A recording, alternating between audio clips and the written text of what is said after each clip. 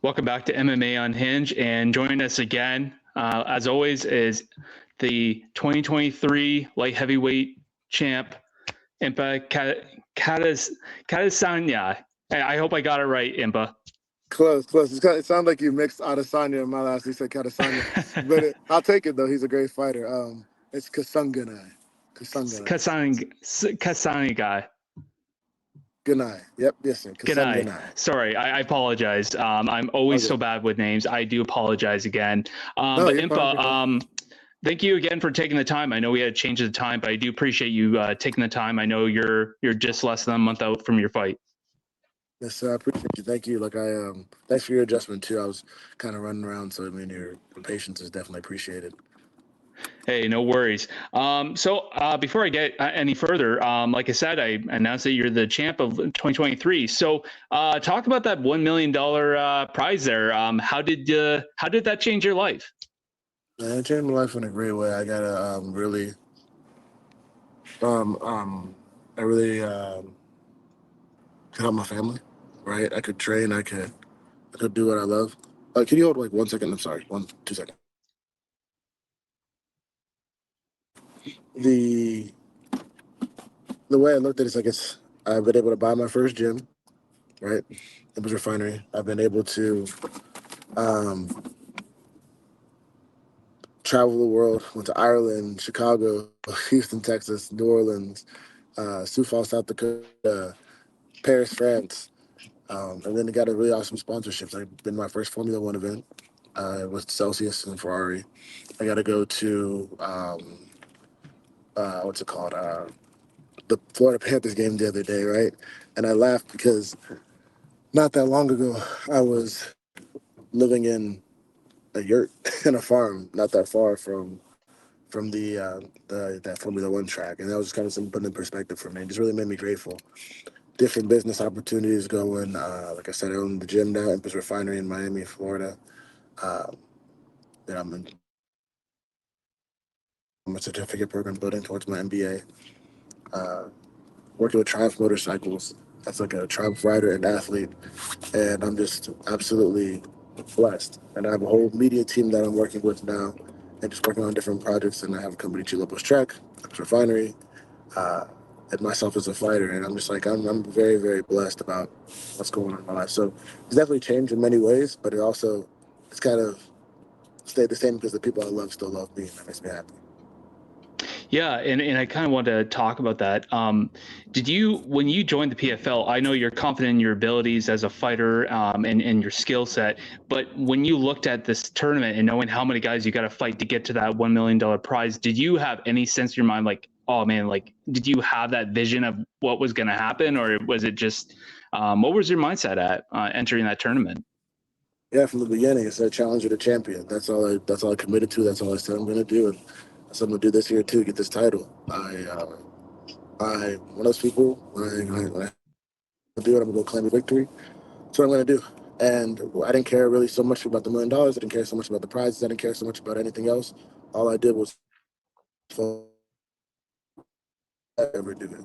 And that's my passion, right? The tournament, the points, the stylist, the matchup, I don't care who it is. I just said, lead me to the wolves and I will return leading the pack. And that's how I look at it. I don't focus on what I've done before. I'm grateful. I got the title. Awesome. I expected it of myself. I expect to get these finishes.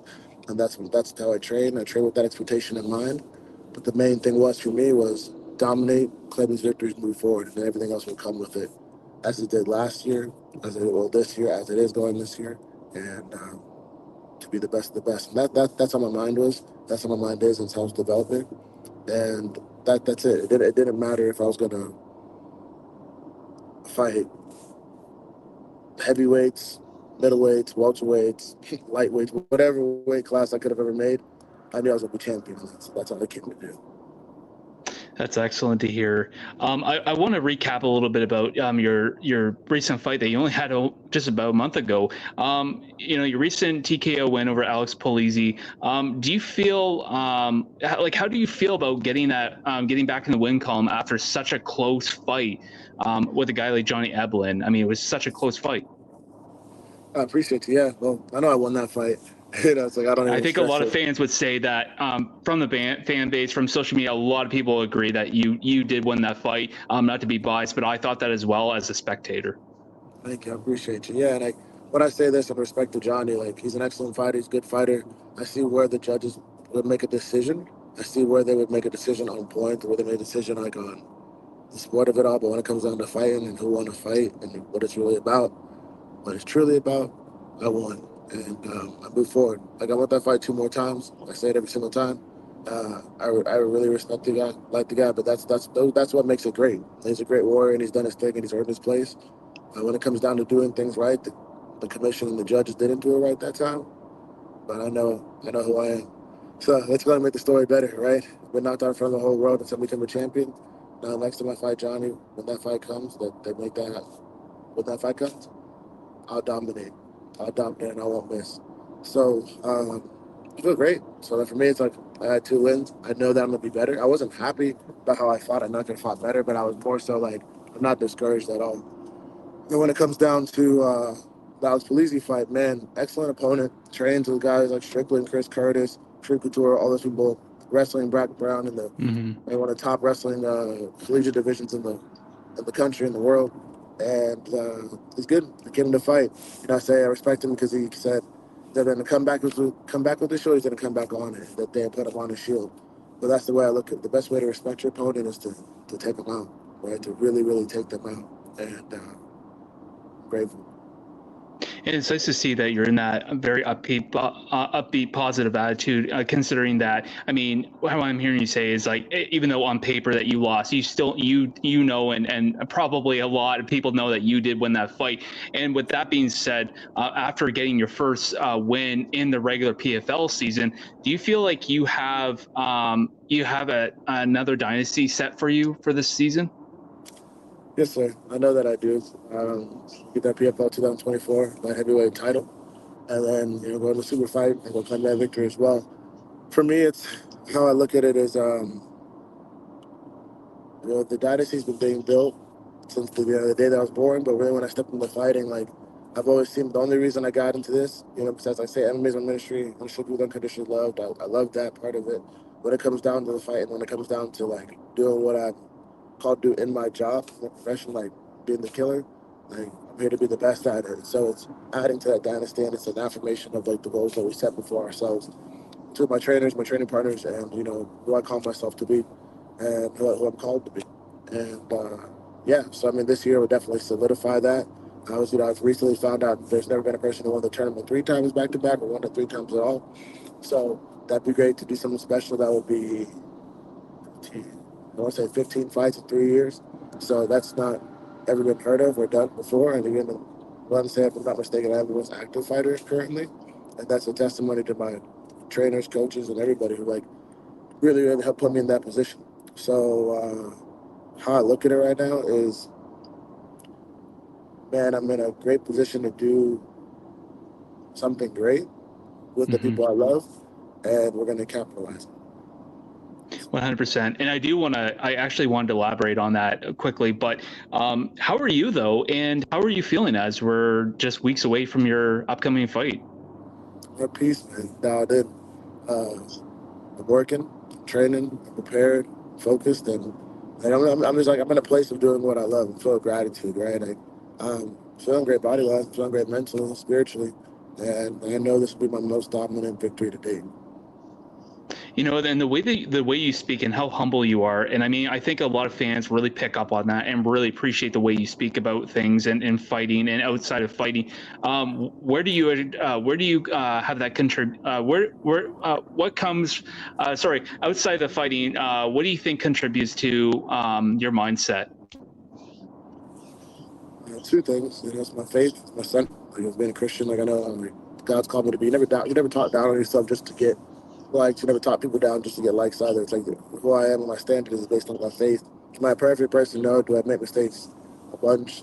But what it comes down to, like what the standard is higher than I'll ever be able to achieve, and that's my focus on Jesus. That's about it. And how my parents raised me. My parents raised me to be a man. They I don't take, for lack of a better word, I don't take shit from anybody. you know. And I really look at it like one of those things where I could care less. I'd rather have nothing in my respect than to have everything to be than to not be respected by the people that I love the most and by God. So like I look at it, my standard's different. Where I seek my validation's different. I don't care about what the judges say. I don't care about what people say. I'm going to live my life, and like I said, I get to captain. I get to lead my life based on where God's called me to be. So when it comes down to my mindset, it's built on that. And I draw a lot of inspiration from like special forces, from the blue collar workers of America around the world, the people who work in mines around the world. They're people who they live every single day. They don't make a mistake and they make the most of their life, and they really inspire the way that I think. I like to listen to speeches, pastors, and all that. But when it's a culmination, collaborative effort of all that, and the people in my life, the ones who are willing to check me, the ones who are willing to push me, and the ones who are willing to really make me better, and that's where I take it. I don't choose to subscribe to everybody's way of thinking. I don't choose to subscribe to even like a small percentage of people. They say somebody's elite or that they think at the percent of the 1% of the 1% of the 1%, whatever that may be, or the 0.5%. I don't care. Like I want to be truly authentic to me, who I'm called to be, and I'm going to show up and do my job every single bit of the day. And that's where you'll hear me say about a lot about fights. Like I don't play about it. Like I joke a lot, I have fun, but there's some things I really will not play about, and that's my fight. Excellent. And now I wanted to bring up the idea. You talked about how many fights you've had to have in the last year. You fought so frequently, and obviously with the PFL, that is going to be a thing with the season. And you obviously just fought in last month. So, what steps have you and your team done in camp to prevent yourself from getting any injuries and things like that? Yeah, man. It's just this is how we manage my training schedule, the intensity of it, the way I eat, the way I train, the way I sleep. And the trips I take, like letting me do the things that like allow me to find my peace. I like to be in nature. I love to be on my motorcycle. I like to explore, right? And they encourage that, right?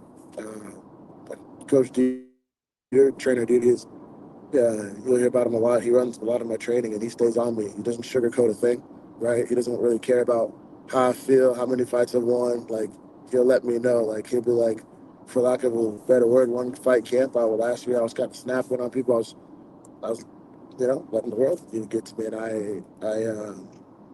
all my focus was to be focused, but he's like, you remember you love this, and he's like, stop being an effing asshole. And I was like, and I was like, what? But having somebody like that who truly cares and doesn't, it's not just about the money we earn, the fights we take, where we go. It's about like what's best for my family and Mm-hmm. myself. And he'll get on me about it. Like we go back and forth about me riding motorcycles daily. We go back and forth about this. He's like, you really doing this? Why are you up late? He'll be on Instagram at 2 a.m. and he's like, why are you posting at 2? Different things. Henry talks to me very truthfully. He'll sit down and speak with me. Like, and what happens is, Greg Jones, Nick Lenz, Herbert Burns, like the people who are mainly with me or working with me, like those people. And then I can just like taking time to encourage me to go see my family, encourage me to take some time to just think about what I need to think about, and that's my that's a big blessing in my life. Awesome. And obviously, last season and maybe just this earlier this year, did you have any injuries that during those fights that you can disclose? And well, not really. I mean, if anything, like like you bruise your knuckle or something, but no, not even. Like I remember I hit was on the spinning back fist, and like you just got probably bruised bone or something, but nothing. No, like I'm pretty healthy. Like I really believe God's blessed me to fight. I'm built to fight, and yeah. And so as long as that cage door opens, like you're always gonna have the nicks and bruises, but like nothing major that's like gonna pull me out of a fight. Excellent. And speaking about your upcoming fight, your upcoming opponent, you got Jakob Nedoh. Excuse me. Again, bad names.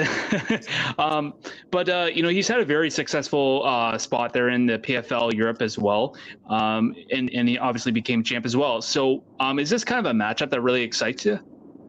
Yeah, I've seen him fight twice, and we on the same card once. When he won the title in Europe, I put the belt around his waist because I was at that fight. And I know we were talking about fighting each other. For me, fighting in this league, I believe PFL's light heavyweight division right now is the best light heavyweight division in the world. You have so many so many champions, so many high-level fighters. He's a part of that. I like it too. He comes to fight. They'll call him a power punch. They'll call him a smart fighter, an athlete, bigger guy. You know, for me, and it's just gonna be one of those fights where I take him out.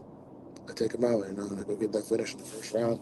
I highly respect him, and that's how the best way to respect your opponent is to kill your opponent. So. Well, and he definitely does bring that finishing factor. I think almost every win he has is a finish. So when you look at this guy, what has been the main focus at camp without giving out your game plan? Has it been the physical, mental, just the athletic part? How we look at it is this: I'll give you the game plan. It's always just be better, right? I don't focus on any of that. Every opponent to me is a blank canvas, and I go do what I want with them, respectfully. You know, I don't come out here like, oh, I need to. I respect what they do. I understand what they do, and what's it called? I take note of what they do without ever being arrogant and acting like they can't do anything. I know I've been knocked down in front of the whole world, but I never go at anything with fear. Then I go by faith, and I know that I'm gonna go dominate, and I'm gonna take them out.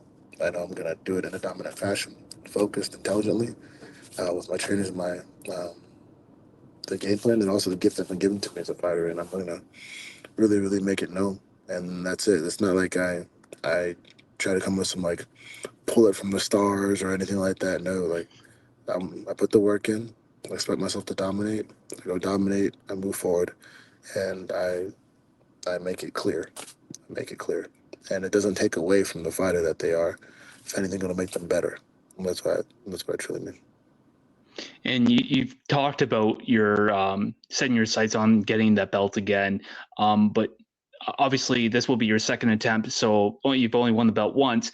Have they ever talked to you about like how the belt system works? Did they just give you another physical belt, or did they talk to you about what would happen if you did win again? Yeah, well, how it looks at it is if you look at the PFL belt, it's always made for that year, which is cool because there's only one 2023 champion, one 24 champion based on PFL structure. So I'll get my second one this year. So looking forward to that in November. The blessing about being in the PFL is I get to work and I get to do what I love. I get to earn my place, and I'm gonna go earn what I'm gonna go get at the end of the year. Have you done something with the belt that you have won? Do you have it on the wall? Do you have it in like a case? No, I just keep it in my closet. I'm gonna give it. I'm gonna give it to my parents. I'm gonna frame the cowboy hat that I wore with a lot last year, and then I'm gonna put it in the. I'm just gonna put it away. It's like I don't like to. There's no need for me to just look at what I've done, or I say burn the ships for a reason. It's not like, um, it's not for me to boast about or just like show off. For me, it's one of those things that I don't even think about really. Like I'm grateful. I always believe I was a champion way before I even stepped on the mat. Right, the second I was gonna do this, I always know I was a champion. So it didn't matter if you put a physical belt around me as a formality or not, or they make like a split decision call in the wrong direction in Saudi Arabia. I know who I am.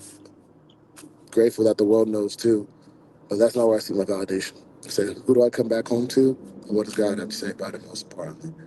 So when it came down to it, like that belt itself, as beautiful as it is, as opulent as it is, as cool as it is, that's really behind me, right? That's just Mm-hmm. that was an expectation. Like they say like when you do the dishes or you do your homework or something, like should you get a reward for doing what you're supposed to do? Like if I truly believe what I am, which I do, I don't go out there and just say like, oh, let me just post this and boast this around for it's not my thing. When I go do an engagement with kids, I think that's important for them to see something like that. When I do an Mm-hmm. engagement with like a business or something and they want that, I get the marketing value, I get the leverage of it, I get that. But and kids can see, hey, I can become something bigger than what I thought it was, and even adults too. But I'm not going to be around like boasting or just flaunting it because I have more work to do, right? No kingdom, no dynasty, no great warriors are going to be just bragging about their battles of the past to the next warriors. The next warrior is going to want to kill them too. So I got to Mm-hmm. be ready to go kill and do what I need to do, and that's what I love. That for me is the part I really, really love. So. And I speak with IMPA the fighter, but I want to speak with IMPA the man here. I mean, how are things in life with you in general, man? And I actually saw that you got to go to that Grand Prix with Dakota as well. Is that how was that as well? And was that your first time? Yeah, it was my first Formula One. Dakota won the day before me, but yeah, Dakota's awesome. Like, she fights out of the ATT, but I met her in, I want to say, Dublin. It's when she won the title last year in the PFL Women's Europe, and she's a really good fighter, representing PFL well.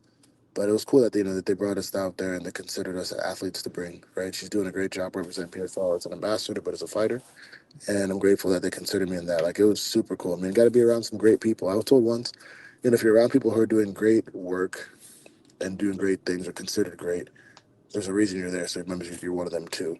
And like, of course, you have like Travis Hunter, who's an excellent football player out of the University of Colorado, trained and coached by Coach Deion Sanders, crushing it, doing his thing, and he's going to be probably one of the top picks. I'm praying to God that he stays healthy. Be one of the better players in the country and in the NFL and in college football. Benji plays for Inter Miami. Obviously, all the buzz around Messi and all those guys that are there. I mean, I can only imagine what they're going to do, what they continue to do. But it's just cool, like, we weren't really talking sport. We weren't hanging out too much. Everybody's kind of just doing their thing and staying to themselves, but just having a great time. And I got to see some of the top Formula One pilots do their thing too. So that was just inspirational, man. And Celsius like just hosted us so well. It was just a great time to connect with people, the executives. Fun fact, I used to work at Celsius in their business side and like their operations department. Then now I'm an athlete with them. So that's when I didn't have any fights. This was before the PFL. That was everything. And it's just cool, like a full circle moment, and to share those moments with them and to have that, like, you definitely see life has changed for the better. And I'm grateful. It's great to hear, man. And just lastly, I know you've talked about traveling. When earlier I asked you about how you got to enjoy the fruits of the $1 million prize, and you talked about traveling. Do you have any other outside? Do you have any like interests outside of fighting? Yeah. So for me, like, I'm like at my MBA, to get my PhD, to focus on mind and business. And then I want to do keep building the refinery and all that I'm doing. So yeah, I love collecting tattoos. I got a new one. So I'm happy because you can see it. Shout out to my guy Nolan Wheeler. And I made my this angle right here, but hey, I'm light skinned enough so you can see it now. and Respect. so I'm. Oh, here you go. That's better view. No, you can't see. There you go. Yeah, well, I'm actually having a very hard time from your camera angle. What is it anyway? It's it's a torch. It's a torch and a laurel. It's about the story of Gideon. I'm doing a tattoo sleeve based on the warriors in the Bible, and for me, it's just about sharing my faith in a creative way. But like, I love warrior culture and I love all that, so that's how I want to really portray who I am. The story of Gideon, he was a warrior who God called, but he was kind of seen differently than everybody else. He wasn't seen as a guy who was normal. He wasn't seen as a guy who was like really respected, but he was a guy that was the one that God called to lead people. And I just know I kind of do things differently and maybe a little awkward way. Sorry, guys. So sorry, I'm running into the gym. No worries. And that was a thing for me. So kind of representing that way and showing what God's brought in my life. But let me see if I can get you a better angle here. But my friend Nolan Wheeler, great tattoo Okay, artist. nice. I like it. Yeah, thank you. He's really outdone himself. The fire and the story and all that stuff. It's just a biblically based tattoo that I'll tell more stories about it through my socials. But that's it. Doing what I love, representing who I am through my body with art, and representing God most importantly. And yeah, so that's what I'll be doing. Getting more tattoos, and I plan to actually go to the Isle of Man on that track, and just keep telling stories on motorcycles. So next there, and then I'd like to do a ride around Italy. Excellent. Well, that will be very exciting. But I know right now, I know you have your sights on your upcoming fight here, and I know you're just walking into your gym now. So I won't take any much more of your time, IMPA. It's always a pleasure having you on. MMA Unhinged. We always love having you on, and it's a pleasure. We love to have you back on for your next fight, and just good luck. Appreciate you. God bless you. Thank you.